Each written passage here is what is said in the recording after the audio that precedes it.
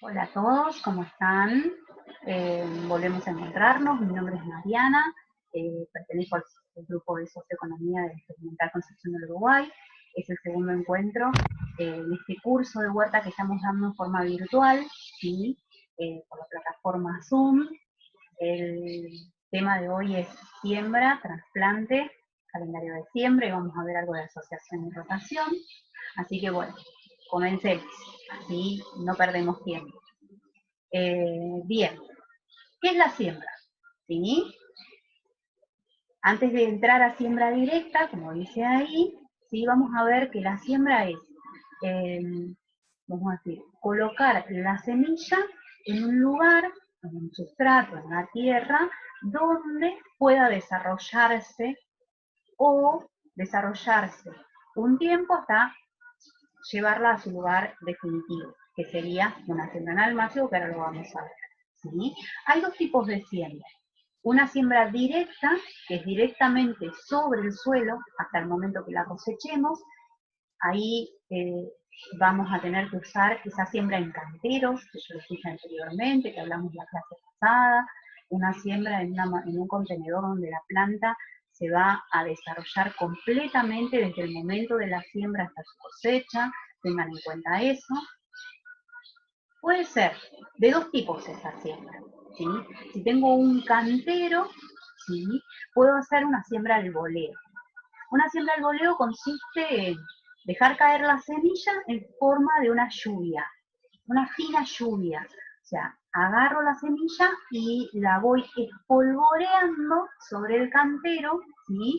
Y que luego la voy a cubrir con una capa fina de compost, ese compost que aprendimos a hacer la clase pasada, o tierra, una tierra fértil, negra que ustedes tengan. ¿Bien? Eso es una siembra al voleo. Repitamos.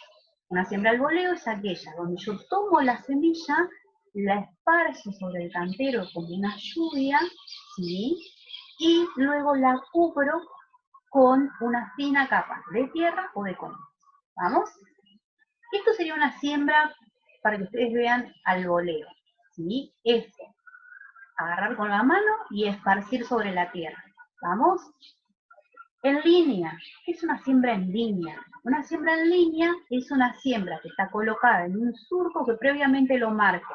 Puede ser con un palo en el cantero, marcando el surco y ahí colocando la semilla. ¿Sí? Primero tenemos que marcar el surco y preparar el surco donde vamos a sembrar esa semilla. La distancia entre surcos tengo que programarla, ¿sí? ¿Por qué programo la siembra en surco? ¿Por qué tengo que programar la distancia? Si yo dejo una poca distancia entre surco y surco, y seguramente estoy sembrando acelga, repollo, lechuga, lo que siembre, ¿sí? Cuando tengo que tener en cuenta el tamaño que va a tener esa planta al llegar a su desarrollo definitivo. O sea que no se choquen entre ellas, ¿bien? O lo que voy a sembrar al lado en ese surco. Tengo que ver qué distancia, entre qué distancia y qué distancia puedo hacerlo. Ahora vamos a verlo después cuando hablemos del calendario de siembra. ¿Bien? Pero tengan en cuenta muy bien las distancias. Programen la distancia en surco. Esto es una siembra en surco. ¿Ven a lo que me refería? Donde está la mano, está colocando la semilla, ¿sí? Está colocando una variedad. Puedo poner otra variedad en el surco siguiente, o la misma, y otra variedad en el surco que sigue. Teniendo en cuenta qué tamaño alcanza la planta al desarrollarse totalmente. ¿Sí? Tengan en cuenta eso. La siembra en almácigo es cuando la semilla ya es muy pequeña. Es difícil de manejar. ¿Sí? Yo puedo hacer una siembra directa con una semilla que puedo manejar, ¿sí? Bien con la mano, puedo contar cuántas semillas pongo. Cuando las semillas ya son muy pequeñas, se me dificulta un poco ese trabajo. Al dificultarse el trabajo, ¿sí? Puedo plantar mucha cantidad de semillas en un espacio muy reducido. Entonces, la idea es que cuando la semilla es muy pequeña, podemos hacer una siembra previa en un almácigo, ¿sí? Que por ahí necesita un poco más de cuidado, necesita protección, ¿sí? Contra heladas, principalmente en esta temporada que estamos viviendo, y para luego trasplantarlas, ¿sí?, a su lugar definitivo. ¿Vamos? Una siembra en almácigo, ¿sí?, puede ser un pequeño espacio que yo disponga en mi huerta para generar ese almácigo. Puede ser una cajonera, ¿sí? Puede ser algo, un lugar destinado para ese almácigo y que tenga una buena tierra abonada, suelta principalmente, donde yo al trasplantarlo no tenga problemas para separar, ¿sí?, mis plantas. Otra manera de realizar un almácigo es sembrar en recipientes individuales y protegerlos contra el frío, principalmente ahora. ¿Bien? ¿Cómo puedo hacer esto? Muchos envases. Hoy en día tenemos muchos envases en los que podemos sembrar individualmente una planta, una semilla para que empiece a desarrollarse, ¿sí? Y que puede variar infinitamente, desde un pote de yogur hasta macetitas, hasta maples de huevo que algunos utilizan, etc. ¿Bien? Ejemplos. Acá tenemos un ejemplo de almaciguera, hay bandejas hoy en día en el mercado que nos facilitan este trabajo, ¿sí? Y que en poquito espacio puedo tener hasta 120 plantas, ¿sí?, de una variedad en, vamos a decir, una bandeja. Estas son las famosas cajoneras que yo les decía hoy. Cajones con tierra suelta, fértil, que yo puedo tener destinados en mi huerta, para elaborar estos plantines, ¿sí? Ténganlo en cuenta. Vasitos, vasitos de yogur, de café, descartables, donde yo pueda poner buena tierra, un buen sustrato, donde pueda cuidarlos y regarlos. Y acá puedo también jugar con las semillas, poner 2 o 3, me voy a tomar el trabajo de sembrar en almácigo, más que nada en forma individual, es un trabajo en el que tengo que prestar atención, así que ténganlo en cuenta. Esta foto me gustó solamente para mostrarles las variantes, ¿sí? Variantes en los que puedo hacer con materiales descartables en mi casa, almacigueras, ¿bien? Almacigueras fáciles, fáciles de hacer. Una cosa que tengo que tener en cuenta, ¿sí? Algo importante, varios puntos importantes que tengo que tener en cuenta a la hora de hacer almácigo. El riego en esta etapa del almácigo es fundamental. Debemos mantener húmeda la tierra. No puedo hacer que ese plantín, que esa planta sufra, ¿sí? Y sufra por falta de humedad.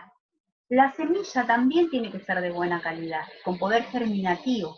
Si no sabemos de dónde proviene la semilla, si tenemos dudas en cuanto a su fertilidad, podemos hacer una prueba de germinación. Podemos colocar 10 semillas, 20 semillas en un paño, una servilleta húmeda, ¿sí?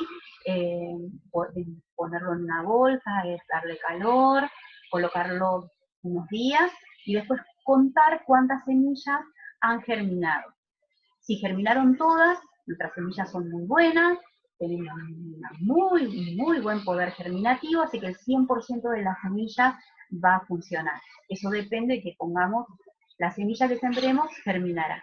En cambio, si me germina la mitad, menos, calcularé el porcentaje, 50, 70% de germinación, y eso tengo que tener en cuenta también. Ya no voy a colocar una semilla en cada vasito, sino que voy a colocar 2, en caso de que una no germine, la otra pueda poder llegar a tener el poder germinativo que se necesita.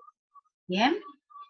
Cubrir por la noche con pasto seco en caso de que siembre en esos cajones que yo les mostré, de los canteros directamente. Cubro con pasto seco, ¿sí? Si hago esa siembra directa, que no afecte, que si a la noche baja la temperatura, la planta sufra esa baja temperatura y pueda desarrollarse bien en los primeros días. Ténganlo en cuenta. Todo esto que yo les dije del almácigo es para luego llegar al trasplante. llegar al trasplante de una planta sana, vigorosa, que pueda soportar las inclemencias del tiempo más adelante y que tiene que tener ciertas cualidades. Antes de llevar a su planta al lugar definitivo, que es lo que sería el trasplante, tenemos que ver cuándo lo hacemos. Muchas veces nos apuramos. Vemos que tienen esas 2 hojitas, que la planta germinó, que salió, estamos contentos, es nuestra primera huerta quizás, y no nos damos cuenta que la planta todavía necesita tomar fuerza. Necesita que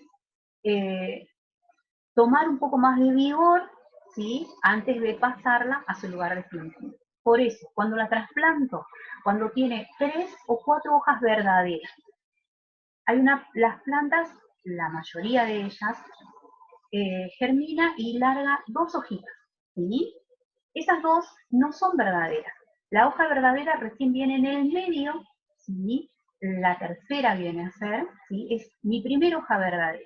Entonces, cuando tiene 3 o 4 hojas verdaderas, recién voy a hacer el trasplante.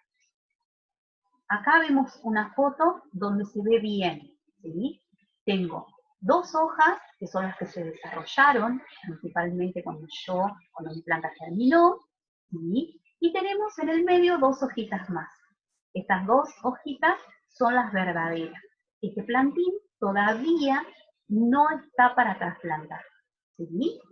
Necesita todavía un poco más de fuerza, que se desarrolle un poquito más, ¿bien? Cuando tenga 3 de estas hojas en el medio, recién voy a poder llevarlo a su lugar definitivo. No se preocupen porque esas 2 hojas que crecieron primero van a caer y van a desaparecer. Entonces, no van a tener forma de equivocarse. Acá tengo otra planta, que es otra variedad, ¿sí? Pero ya vemos hojas definitivas, ¿sí? Hojas definitivas. Este plantín ya puede pasarse, ¿sí?, a tierra tranquilamente. Acá hay un problema que casi siempre surge en los plantines, y se los puse para que lo puedan ver. El aislado en los plantines. ¿Qué pasa cuando me pasa esto? Yo digo, yo los cuidé, les puse agua, los puse individualmente, les puse buen sustrato, y me pasó esto. La planta creció, se aisló. Ahí en las macetitas que tienen al costado, tienen el ejemplo. Están las mismas sembradas, ¿sí? Y la otra con el problema. ¿Qué faltó acá en esto? Luz, ¿sí? Muchas veces, con el afán de cuidar ese plantín, lo llevamos a la cocina, lo tenemos muy cuidadito, lo regamos, pero no tiene luz natural. Entonces, ¿qué hace la planta? Crece, ¿sí? Crece, se estira buscando luz, y se forma esto que es un aislado. Que les digo que si yo trasplanto esta planta, seguramente sufra, se muera, un porcentaje muy alto, por no decirles casi arriba del 90%, porque no va a crecer de la forma adecuada. Entonces, lo ideal es descartar ese plantín y volver a sembrar. En caso de que quiera rescatarlo, puedo intentar poner tierra, ¿sí?, hasta 1 centímetro antes de las 2 hojitas que largó, e intentar recuperarlo. Pero si no, la mayoría de estos plantines fracasan, o sea, muere en poquito tiempo, ¿sí? Ya sufrió un estrés la planta en búsqueda de luz que no la va a dejar soportar cualquier otro acecho en el cantero. Así que ténganlo en cuenta. Luz, principalmente luz para los plantines. ¿Cuándo podemos identificar, según el calendario de siembra, ¿sí?, cuándo plantar? El calendario de siembra es nuestro mejor aliado, nuestra mejor ayuda en la huerta. ¿Por qué? Porque nos ayuda a eso, a identificar cuándo debemos sembrar, el momento exacto en el que debemos tener o sembrar los cultivos. La técnica de siembra que tenemos que usar, por ejemplo, nos dice si va en cantero o va en almácigo, si podemos hacer una siembra directa de esa planta o si directamente nos conviene el trasplante luego. Nos indica muchas cosas, ¿sí? Que aparte de los meses en los que podemos sembrar, ¿sí? Nos indica qué tipo de planta podemos escoger para este año o esa estación del año. También indica el tiempo que tarda en germinar, ¿sí? El tiempo que tarda en germinar también es importante para que no nos aventuremos en eso de que, uy, no ha germinado, mi planta tarda demasiado, ¿sí? Hay plantas que tienen un poder germinativo más rápido que otras. Podemos ver que el rabanito a los 5 días está afuera, y sin embargo un perejil que tarda 15, 20 días en germinar, y pensamos que se nos murió la semilla, que la semilla no es buena, etc. Entonces, lo que hace el planificador calendario de siembra es ayudarnos en ese sentido, ¿sí? Indica también cuándo debo trasplantarlo, ¿sí? En base a la formación del plantín, o sea, la formación que lleva la planta. Y si necesito cambiarla de lugar o no, ¿bien? También nos indica qué riego necesitan, es importantísimo, nos indica el riego.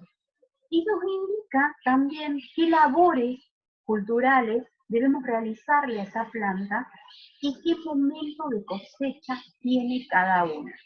Así que imagínense qué útil es un calendario de siembra para nosotros en la huerta.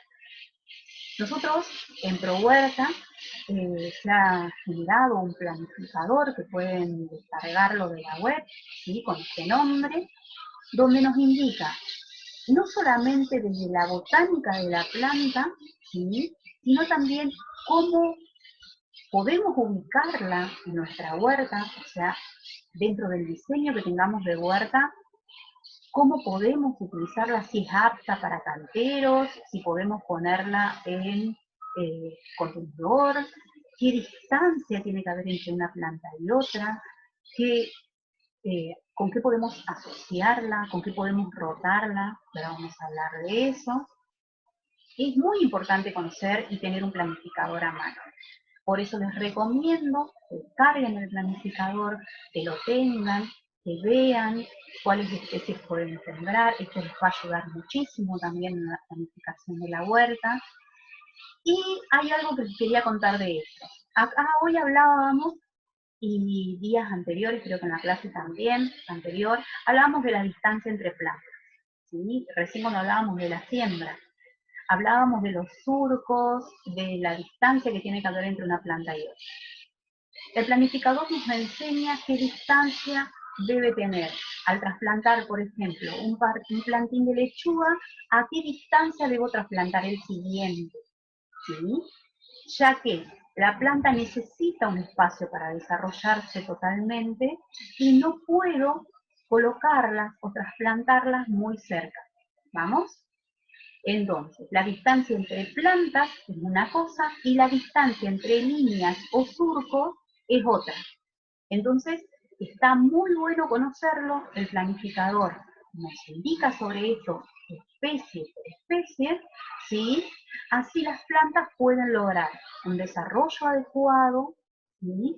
Y no tener problemas para, vamos a decir, que nos queden pequeñas, falta de desarrollo, falta de madurez, etc. ¿Estamos? Acá nos vamos a meter en otro tema, que es la asociación. ¿Por qué es importante asociar cultivos? Primero, porque aprovechamos mejor el espacio. Aprovechamos las plantas que crecen verticalmente a las que crecen en forma horizontal. ¿Vamos? Aquellas que tienen un crecimiento lento o con más rapidez. Eso es una de las importancias que tiene. Otra también porque nos permite utilizar el suelo de una forma más intensiva, cubriéndolo más, o sea, que la maleza tenga menos espacio para crecer. Nosotros cubrimos el suelo con nuestras hortalizas, con nuestras especies, y evitamos el crecimiento de maleza. ¿sí? También porque las plantas que asociamos no compiten por nutrientes. Ustedes saben que cuando les dije del suelo, cuando hablamos del suelo la clase pasada, tener un buen suelo es tener buenos nutrientes para darle de comer a esa planta. No todas las plantas consumen los mismos nutrientes. Entonces es importante saberlo, cómo asociar, para que todas las plantas se desarrollen en forma adecuada y tomen los nutrientes del suelo que necesitan. Por eso, colocando plantas que no compiten por nutrientes, ¿sí?, las verduras pueden crecer y desarrollarse tranquilamente, ¿sí?, todas a la vez. Ahí les puse, por ejemplo, las verduras de hoja, cuyas raíces son más superficiales, extraen nitrógeno, ¿sí? Y las que son más profundas, por ejemplo, extraen potasio. Entonces imagínense que la que extrae nitrógeno no va a competir con la que extrae potasio porque no lo necesita. Entonces es muy bueno saberlo.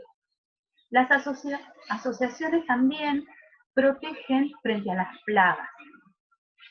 Esto es algo que, como les dije en la primera clase, lo dejamos para lo último, lo que es plagas y enfermedades, pero no porque sea menos importante, sino porque vamos a dedicarle un poquito más de tiempo. Algunas plantas repelen insectos y otras nos ayudan a hospedar insectos benéficos. O sea que es muy importante esta asociación. Esta imagen es una asociación en la que vemos no solamente hortalizas, no solamente verduras, sino también flores, ¿sí? Las flores, asociándolas con las verduras, atraen insectos benéficos que nos ayudan. No solamente flores, sino también aromáticas, ¿bien? Aromáticas, haciendo una asociación de jardín con huerta, ¿bien? No tengamos miedo a asociar lo que es. Muchas veces tengo jardín, no puedo hacer huerta porque tengo mucho jardín. No importa, puedo colocar jardín también y puedo tener la huerta a su vez en el mismo espacio, ¿bien? Acá vemos una asociación en cajones, donde vemos 4, ¿sí?, o 3, 4 especies diferentes en un mismo cantero, en un mismo cajón. Esto también es una asociación. Acá tenemos lo que les dije hoy, que podemos mezclar jardín, flores, con verduras tranquilamente. Podemos hacer un espacio distinto. Y ahora vamos a hablar de la rotación, ¿sí? La rotación, ¿para qué sirve? Para que ahorremos el uso excesivo de abono y que nos ayude a mantener la fertilidad del suelo. O la utilización, ¿sí?, de tratamientos varios que podemos utilizar nosotros contra las plagas o las enfermedades que afectan nuestros cultivos. ¿Bien? Así que es muy bueno diseñar un sistema de rotación en nuestra huerta. Es una técnica, ¿sí?, en la que tenemos que alternar distintos cultivos en un mismo cantero según la temporada que estamos sembrando o que estamos atravesando a lo largo del tiempo. Esto va a hacer que quizás por un largo tiempo no sembremos el mismo cultivo en este cantero. Acá tenemos la típica asociación que nos enseña el libro de Prohuerta, ¿sí?, y que me gustó ponerla porque es sencilla, es fácil y ustedes se dan cuenta al verla cómo es un sistema de rotación. Si en una primavera-verano tenemos tomate, albahaca, ¿sí?, otoño-invierno pasamos a repollo, puerro, cebolla, y el próximo primavera-verano no vuelvo a sembrar los tomates que tenía, ¿sí?, sino es que ya me voy a rabanitos, lechuga, acelga, ¿sí? Mírenlo. Y el próximo invierno ya no vuelvo a sembrar el puerro, la cebolla, el repollo que tenía, sino que pongo habas, ¿sí?, que me aportan muchos nutrientes también al suelo, que aportan fertilidad. Tenemos que usar también eso, tenerlo en cuenta. Y cuando ya vuelvo al próximo año al tomate, ya han pasado 2 años. Entonces, las plagas y enfermedades que podían llegar a acechar mi tomate, seguramente ya no están o no tienen tanta injerencia en eso. Es más, puedo pasar hasta más tiempo sin sembrar tomate en caso de que diseñe una buena estrategia de rotación. ¿Vamos? Esto es rotar cultivos. Ténganlo en cuenta.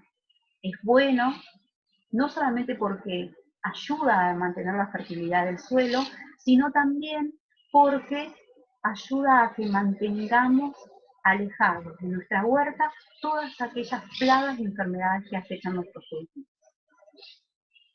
Bueno, próximo tema, próxima clase, labores culturales.